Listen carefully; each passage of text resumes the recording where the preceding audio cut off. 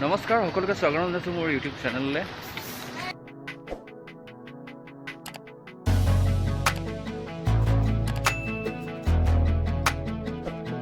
বৰষুণৰ বতৰ, ছাতি লৈ বজাৰ কৰিবলৈ আহিছোঁ।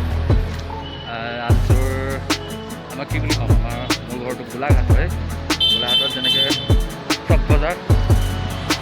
বজাৰ তেনেকৈ ঠিক সেই চক বজাৰত আজি বজাৰ কৰিবলৈ আহিছোঁ।